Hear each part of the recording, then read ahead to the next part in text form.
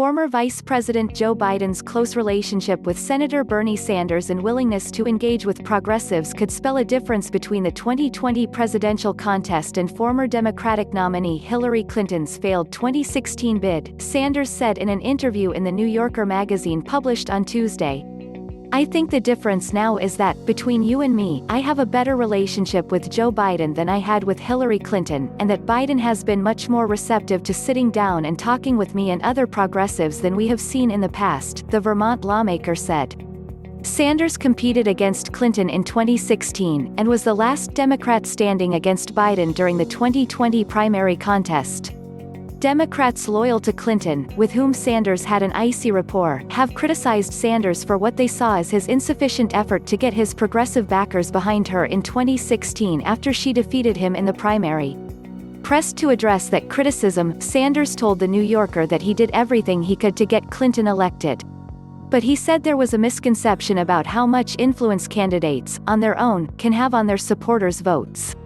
"There is a myth out there that all a candidate has to say, whether it's Bernie Sanders or anybody else, to millions of people who voted for him or her, is, 'I want you to do this,' and every single person is going to fall in line," Sanders said.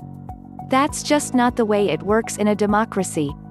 This time around, Sanders again lost to a centrist candidate located ideologically to his right. But, Sanders said, Biden's apparent willingness to shift to the left on some issues could move the needle. "I think you're going to see him being rather strong on the need for a new economy in America that does a lot better job in representing working families than we currently have," Sanders said. "He has told me that he wants to be as strong as possible in terms of climate change, and I look forward to hearing his proposals." A spokesperson for Clinton did not respond to a request for comment. Sanders endorsed Biden in April shortly after he dropped out of the race. The endorsement, which came far earlier in the cycle than his 2016 endorsement of Clinton, was seen as a major boost to Biden's campaign.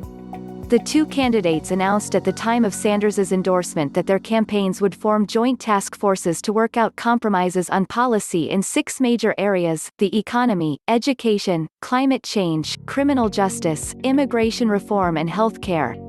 Sanders didn't say how much progress the task forces had made in the intervening months, though he said the two men were talking by phone. On the issue that most animated Sanders's political rise, making health care free at the point of use, Biden has not publicly budged, even as COVID-19 has swept through the country and led to unprecedented job losses.